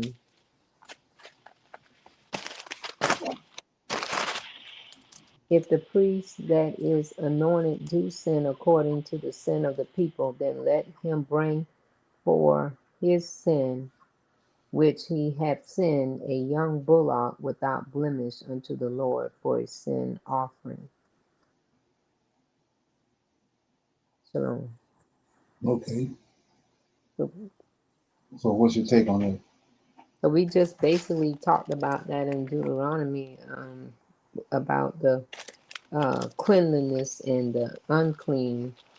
However, in this one, it's talking about, to me, what I'm taking from it, it's talking about keeping the commandments, and if you sin ignorantly, that you have to take this bullock, this young bullock without blemish, to offer up for your sin.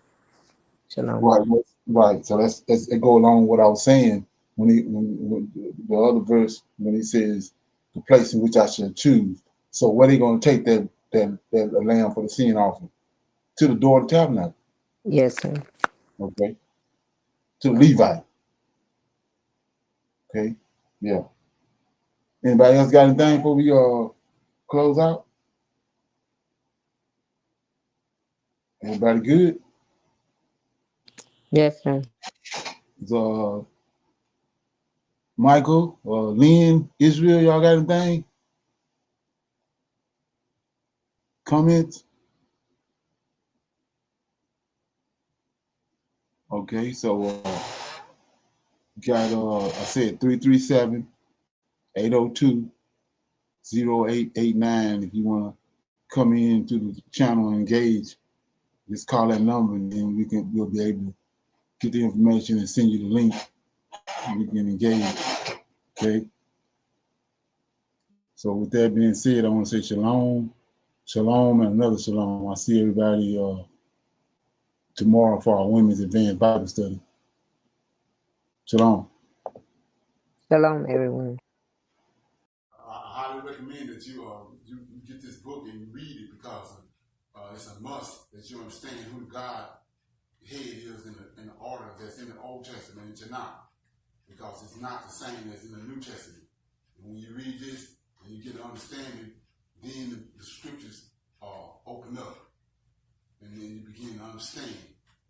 So I highly recommend that you get this book. It's the Elohim of Israel, and it's a breakdown on the word Elohim and who the God of Israel is and the Godhead.